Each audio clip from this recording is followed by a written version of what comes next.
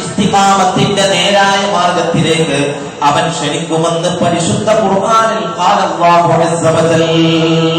സുബ്ഹാനഹു വ തആല ലാ ഇലാഹ ഇല്ലാ ഹു. അപ്പോൾ സ്വർഗ്ഗത്തിലേക്ക് ഒരു ഇസ്തിഖാമത്തിന്റെ വഴിയുണ്ട്, സ്വർഗ്ഗത്തിലേക്ക് ഒരു നേരെയുള്ള ഒരു പാതയുണ്ട്. ആ പാതയെക്കുറിച്ച് അല്ലാഹു തആല പറഞ്ഞല്ലോ, ഇന്നല്ലദീന ഖാലൂ റബ്ബുനല്ലാഹ്. തീർച്ചയായും ഒരു വിഭാഗം ആളുകൾ അവർ തങ്ങളുടെ രക്ഷിതാവ് അല്ലാഹയാണെന്ന് സമർത്ഥിച്ച് പറഞ്ഞിട്ടുണ്ട്. പിന്നെ എന്താണ് അവർ ചെയ്യുന്നത്? പിന്നെ അവർ ഇസ്തിഖാമത്തിന്റെ വഴിയിലേക്ക് കയറിയിരുന്നു. ഒരു മുഅ്മിനായ മനുഷ്യൻ അവന്റെ നിസ്കാരങ്ങളിലായി 17 വട്ടം ജഗന്നിയന്താവായ അല്ലാഹുവിനോട് പ്രാർത്ഥിക്കുന്ന ഒരു പ്രാർത്ഥനയുണ്ട്. അല്ലാഹുവേ, നേരായ മാർഗത്തിലേക്ക് ഞങ്ങളെ നയിക്കണേ തമ്പുരാനെ, സത്യത്തിന്റെ നേരായ പന്ഥാവിലേക്ക് ഞങ്ങളെ നയിക്കണേ അല്ലാഹ്. ഈ മാർഗം എങ്ങോട്ടുള്ള മാർഗമാണെന്നറിയുമോ? ഇത് അല്ലാഹു തന്റെ സ്വർഗ്ഗത്തിലേക്ക് വരച്ചു വെച്ചിട്ടുള്ള മാർഗമാണ്, അവിടേക്കുള്ള വഴിയാണ്, അവിടേക്കുള്ള മാർഗമാണ്. ഈ മാർഗത്തിലേക്ക് കടന്നു ഇരുന്ന ആളുകൾ പറഞ്ഞിരിക്കുന്നു, ഞങ്ങളുടെ രക്ഷിതാവ് അല്ലാഹയാണെന്ന് അവർ പറഞ്ഞിരിക്കുന്നു. അല്ലാഹ് പറഞ്ഞ കാര്യങ്ങളൊക്കെ ജീവിതത്തിൽ പുലർത്തിയത് അവരുടെ ജീവിതം അവർ ചിട്ടപ്പെടുത്തി. എന്നാൽ അത്തരം ആളുകൾ മരിക്കുമ്പോൾ വാനലോകത്ത് നിന്നുള്ള മലക്കുകൾ ഇറങ്ങി വന്നിട്ട് ആ മനുഷ്യനോട് വിളിച്ചു പറയുമത്രേ, അല്ലാ തഖാഫൂ വലാ തഹ്സനൂ വഅബ്ശിറൂ ബിൽ ജന്നത്തില്ലതി കുന്തും തുഅദൂൻ. പരിശുദ്ധ ഖുർആനായി പറയുന്നത്, ഒരാള് അവൻ എന്ത് പറഞ്ഞു? എന്റെ രക്ഷിതാവ് അല്ലാഹയാണെന്ന് അവൻ അരക്കിൽ ഉറപ്പിച്ചു പറഞ്ഞു.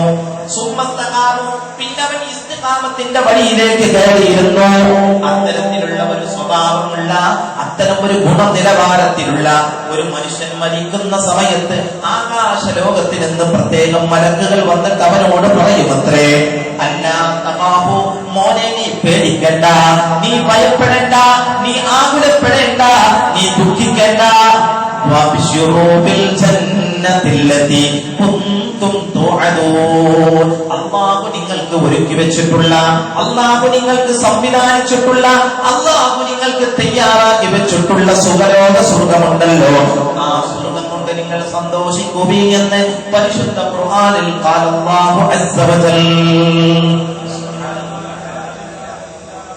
അപ്പോൾ സ്വർഗ്ഗം കിട്ടാനുള്ള 2 യോഗ്യത, 2 ക്വാളിഫിക്കേഷൻ എന്ന് പറയുന്നത്, ഒന്ന് അല്ലാഹുവിലുള്ള അതിയുറച്ച വിശ്വാസമാണ്, പിന്നെ ഇസ്തിഖാമത്തിന്റെ പാതയിലൂടെയുള്ള സഞ്ചാരമാണ്. ഇസ്തിഖാമത്തിന്റെ പാതയിലൂടെ സഞ്ചാരമാണ്. നമ്മൾ ദുനിയാവിൽ ഒരു യാത്രക്കാരാണ്, അതല്ലെങ്കിൽ നമ്മൾ വൈദേശികരാണ്. മഹാനായ ഇബ്നു ഉമർ റളിയല്ലാഹു അൻഹു, ഉമർ റളിയല്ലാഹുവിന്റെ മകന്റെ ചുമലിൽ അല്ലാഹുവിന്റെ റസൂൽ കൈവച്ചുകൊണ്ട് പറഞ്ഞുവത്രേ, യബ്നു ഉമർ ഫിദ്ദുനിയാ കഅന്നക ഗരീബ്. നീ ദുനിയാവിൽ ഒരു വിദേശിയെ പോലെയാണ്, ഔ ആമിറു സബീൽ, അല്ലെങ്കിൽ നീ ഒരു വഴിയാത്രക്കാരനെ പോലെയാണ്. ഈ 2 അർത്ഥത്തിൽ നമ്മൾ ചിന്തിക്കുക. നമ്മൾ ആലമുൽ അർവാഹിൽ നിന്ന് തുടങ്ങിയ നമ്മുടെ യാത്രയുണ്ടല്ലോ, ആ യാത്ര ഉമ്മയുടെ ഗർഭപാത്രത്തിലൂടെ തുടങ്ങി ഈ ദുനിയാവിലേക്ക് നമ്മൾ എത്തി. ഈ ദുനിയാവിൽ നിന്ന് നമ്മുടെ മരണത്തോടുകൂടി നമ്മൾ ബർസഖിയായ ലോകത്തേക്ക് യാത്ര പോവുകയാണ്. ആ ബർസഖിയായ ലോകത്തിൽ നിന്ന് അല്ലാഹു 2 വിഭാഗമായി തരംതിരിക്കുന്നു. ഒന്ന് സ്വർഗ്ഗത്തിലേക്കുള്ള വിഭാഗമാണ്, മറ്റൊന്ന് നരകത്തിലേക്കുള്ള വിഭാഗമാണ്. അത് മറ്റൊരു ലോകമാണ്. നമ്മൾ യാത്രയിലാണ്, നമുക്കുള്ള വാഹനം എപ്പോഴും എത്താൻ സാധ്യതയുണ്ട്. ആ വാഹനം എത്തിക്കഴിഞ്ഞാൽ പിന്നെ നമ്മൾ ആരും കാത്തിരിക്കാറില്ലല്ലോ. നമുക്കുള്ള വാഹനം വന്നു കഴിഞ്ഞാൽ ആ വാഹനത്തിൽ കയറിയിട്ട് നമ്മുടെ യാത്ര നമ്മൾ തുടർന്ന് പോകാറുണ്ടല്ലോ. നമ്മുടെ വാഹനം ഏതാണ്? ആളുകാരുള്ള മയ്യത്ത് കെട്ടിലാണ്. ഇന്നല്ലെങ്കിൽ നാളെ നമ്മുടെ വീട്ടിന്റെ മുറ്റത്തേക്ക് എത്തേണ്ടതുണ്ട്. ആ മയ്യത്ത് കെട്ടിൽ നമ്മുടെ വീട്ടിലേക്ക് എത്തിയാൽ ആ മയ്യത്ത് കെട്ടിലിൽ നമ്മൾ കയറ്റിയിട്ട് ഉറ്റവരും ഉടയവരും ലാ ഇലാഹ ഇല്ലല്ലാഹ് എന്ന് ശോകമുഖമായി നീട്ടി വലിച്ചു ചൊല്ലിയിട്ട് നമ്മളെ പള്ളിക്കാട്ടിൽ 6 മണിന്റെ ചുവട്ടിലങ്ങ് കൊണ്ടുവച്ച് കഴിഞ്ഞാൽ നമ്മൾ പരസമയായ ലോകത്തേക്ക് കാലെടുത്ത് വെക്കുകയാണ്. അതുകൊണ്ട് നമ്മുടെയൊക്കെ ജീവിതത്തിലെ ഏറ്റവും പരമമായ ലക്ഷ്യമെന്ന് പറയുന്നത് അത് സ്വർഗമാണ്. ആ സ്വർഗത്തെ ചോദിക്കാനാണ് ഹബീബായ റസൂലുള്ളാഹി സ്വല്ലല്ലാഹു അലൈഹി വസല്ലം നമ്മോട് കൽപ്പിക്കുന്നത്. ഫസ്അലുല്ലാഹൽ ഫിർദൗസ്, നിങ്ങൾ ഫിർദൗസിനെ ചോദിക്കണേ. മക്കയിലേക്ക് ഉംറക്കും ഹജ്ജിനും വേണ്ടി എത്തുന്ന ആയിരക്കണക്കായ ലക്ഷക്കണക്കായ ഹാജിമാരും ഉംറമാരുമില്ലേ, ഉംറ തീർത്ഥാടകരുമില്ലേ, അവർ ആ മസ്ജിദുൽ ഹറാമിന്റെ ഉള്ളിലൂടെ കടന്നു ചെല്ലുമ്പോൾ ആദ്യമായിട്ട് അവർ കഅബ കാണുമ്പോൾ ആ കഅബ കാണുന്ന സമയത്ത് അല്ലാഹു അവരോട് ചോദിക്കാൻ വേണ്ടി പറഞ്ഞതെന്താണെന്ന് അറിയുമോ? അല്ലാഹുമ്മ ഇന്നി അസ്അലുകൽ ജന്ന, അല്ലാഹുവേ നിന്റെ സ്വർഗ്ഗത്തെ ഞങ്ങൾ ചോദിക്കുന്നു റബ്ബേ, നിന്റെ സ്വർഗ്ഗത്തെ ഞങ്ങൾ തേടുന്നു റഹ്മാനേ, വഅഊദു ബിക മിനൻ നാർ. കഅബ ആദ്യം നമ്മുടെ കണ്ണിൽ കാണുമ്പോ ഒരു മുഅ്മിനായ മനുഷ്യൻ അല്ലാഹുവിനോട് എന്താണ് ചോദിച്ചത്, ആ ചോദ്യത്തിന്റെ ഉത്തരമുണ്ടെന്ന് ശഫീഉനാ ത്വാഹ റസൂലുള്ളാഹി സ്വല്ലല്ലാഹു അലൈഹി വസല്ലം. ഈ കഅബ കാണുമ്പോൾ ആദ്യമായി ഒരു മുഅ്മിനായ മനുഷ്യൻ പറയുന്നത്, അല്ലാഹുവേ ആ സുഖലോക സ്വർഗ്ഗം ഞങ്ങൾക്ക് നൽകണേ എന്നാണ്. എന്നാൽ നമ്മൾ കടന്നു വരിക നമ്മുടെ ഈ സ്വർഗ്ഗം ലഭിക്കുന്നതിന് വേണ്ടിയാണല്ലോ. വളരെ തിരക്കുള്ള ആളുകൾ ഈ മജ്‌ലിസിന്റെ സദസ്സിൽ വന്നിട്ടുണ്ട്. വളരെ പ്രായാധിക്യമുള്ള ആളുകൾ ഇവിടെ എത്തിയിട്ടുണ്ട്. പല തിരക്കുകളും മാറ്റി വെച്ചിട്ട് ഈ സദസ്സിന്റെ പുണ്യം ആഗ്രഹിച്ചുകൊണ്ട് ഇവിടെ എത്തിയ ആളുകളുണ്ട്. അവർ സ്വർഗ്ഗം ലഭിക്കുക എന്ന ഉദ്ദേശം കൊണ്ട് തന്നെയാണ് ഇവിടെ വന്നിട്ടുള്ളത്. ഭൂമിയിൽ രണ്ട് ഇടം സ്വർഗ്ഗമാണെന്ന് റസൂലുള്ളാഹി സ്വല്ലല്ലാഹു അലൈഹി വസല്ലം തങ്ങൾ വിശേഷിപ്പിച്ചിട്ടുണ്ട്. ഭൂമിയിൽ രണ്ട് സ്ഥലം അത് സ്വർഗ്ഗമാണ്. ഒന്ന് റസൂലുള്ളാഹി പറഞ്ഞത് എവിടെയാണെന്നറിയുമോ? മാ ബൈന ബൈതി വ മിൻബരി റൗദത്തും മിൻ റിയാദിൽ ജന്ന. അല്ലാഹുവേ കണ്ണടക്കുന്നതിന് മുമ്പ് ജീവിതത്തിൽ ഒരിക്കലെങ്കിലും ആ മസ്ജിദ് കാണാനും ആ മസ്ജിദിന്റെ പച്ചക്കുപ്പയുടെ താഴ്ഭാഗത്ത് അന്തിയുറങ്ങുന്ന മുസ്തഫായ നബിയുടെ ചാരത്ത് ചെന്നിട്ട് അസ്സലാത്തു വസ്സലാമു അലൈക യാ റസൂലല്ലാഹ് എന്ന ആത്മനിർവൃതിയോടുകൂടി പറയാനുമുള്ള തൗഫീഖ് ഇവിടെ തടിച്ചുകൂടി ഞങ്ങൾക്ക് നൽകണേ റഹ്മാനേ. ആ മദീനത്തെ പള്ളിയുടെ മസ്ജിദുൽ നബവിയിൽ ഒരു ചുരുങ്ങിയ ഒരു സ്ഥലമുണ്ട്. ഏതാണ് ആ സ്ഥലം എന്നറിയുമോ?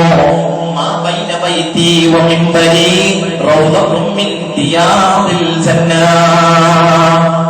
എന്റെ വീടിന്റെയും ഞാൻ ഖുത്ബ ഓതാൻ കയറി നിന്ന മിമ്പറിന്റെയും ഇടയിലുള്ള സ്ഥലം ഏകദേശം ഒരു 100 മീറ്റർ മാത്രമേ അവിടെ കാണാൻ കഴിയുകയുള്ളൂ.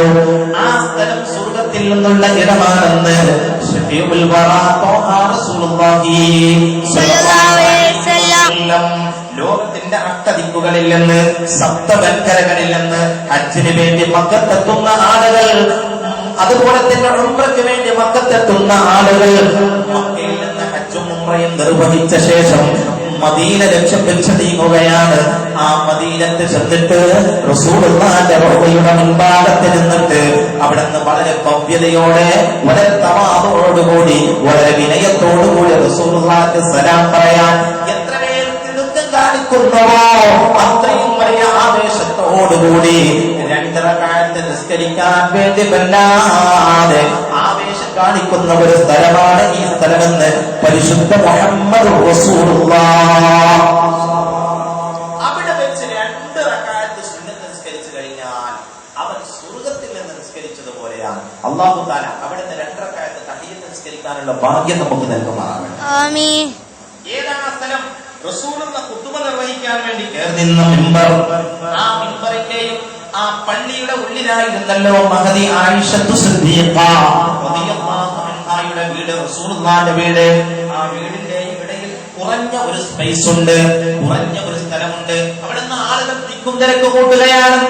അത് സ്വർഗ്ഗത്തിൽ നിന്നുള്ള ഇടമാണെന്ന് റസൂലുള്ളാഹി പറഞ്ഞിട്ടുണ്ടെങ്കിൽ മറ്റൊരു ഹദീസിൽ റസൂലുള്ളാഹി പഠിപ്പിക്കുകയാണ്, മജ്ലിസുൽ ഇൽമി റൗളത്തും മിൻ റിയാദിൽ ജന്ന.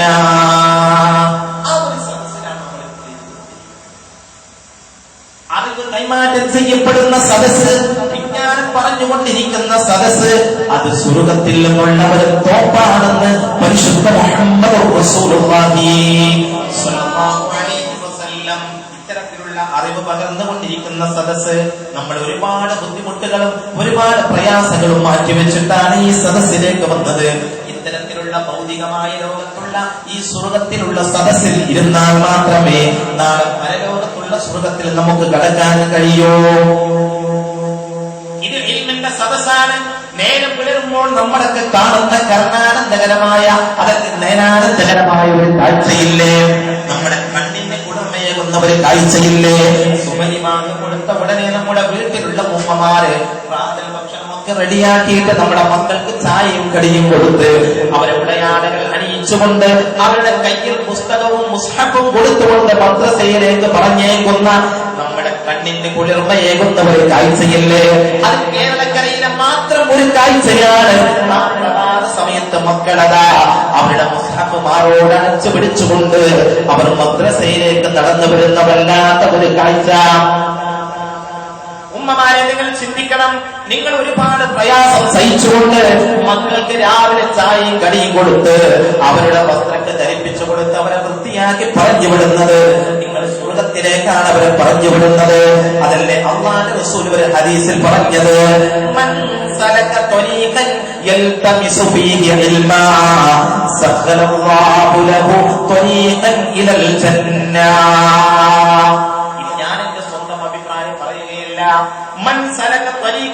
ആരെങ്കിലും ഒരു വഴിയിലേക്ക് കടന്നിരുന്നാൽ എന്ത് ഉദ്ദേശിച്ചിട്ടാ കടന്നിരുന്നിരിക്കുന്നവരെന്നറിയുമോ? അള്ളാഹുവിന്റെ അറിവ് പ്രതീക്ഷിച്ചുകൊണ്ട്, ആത്മീയമായ ജ്ഞാനം പ്രതീക്ഷിച്ചുകൊണ്ട് ഒരാൾ ഒരു വഴിയിലേക്ക് കടന്നാൽ അള്ളാഹു അവന് എളുപ്പമാക്കി കൊടുക്കും. എങ്ങോട്ടുള്ള വഴി എളുപ്പമാക്കി കൊടുക്കും? സ്വർഗത്തിലേക്കുള്ള വഴി എളുപ്പമാക്കി കൊടുക്കുമെന്ന്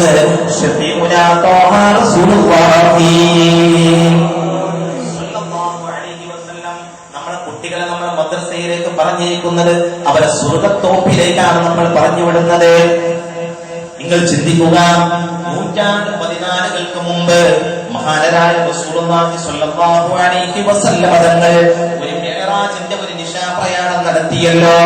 ഏഴാകാശം ചെന്നിട്ട് തിരിച്ചു വരുന്ന വഴിയിൽ റസൂലുള്ളാഹി പറയുന്നുണ്ട്, ദഖൽതുൽ ജന്ന, ഞാൻ സ്വർഗ്ഗത്തിലേക്ക് പ്രവേശിച്ചു.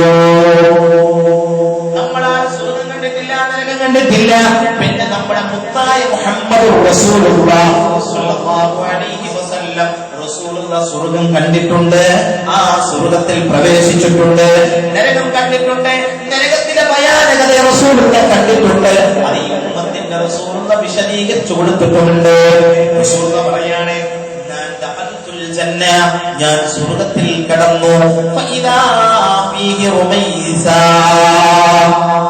ഞാൻ സ്വർഗത്തിൽ കടന്നപ്പോൾ അവിടെ റുമൈസ ബീവിയെ കണ്ടു. ആരാ റുമൈസ ബീവി എന്നറിയുമോ? ഇംറാത്തു അബീ ത്വൽഹ, അബൂ ത്വൽഹ റളിയല്ലാഹു അൻഹുവിന്റെ ഭാര്യയാണ്. അബൂ ത്വൽഹയുടെ ഭാര്യയായ റുമൈസയെ ഞാൻ സ്വർഗ്ഗത്തിൽ കണ്ടു എന്ന് പരിശുദ്ധ മുഹമ്മദുർ റസൂലുള്ളാഹി സ്വല്ലല്ലാഹു അലൈഹി വസല്ലം പറയാണ്, ഞാൻ സ്വർഗ്ഗത്തിലേക്ക് കാലെടുത്ത് വെച്ചപ്പോൾ അവിടെ റുമൈസ ബീവിയെ ഞാൻ കണ്ടു.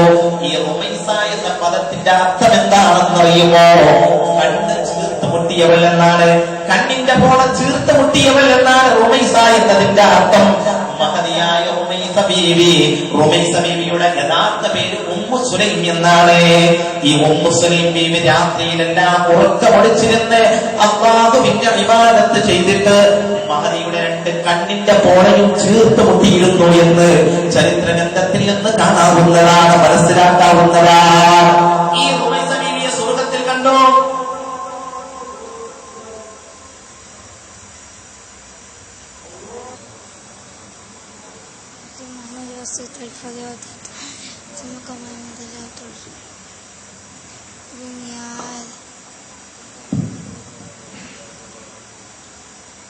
ദഖൽതുൽ ജന്ന, ഞാൻ സ്വർഗ്ഗത്തിൽ കടന്നു.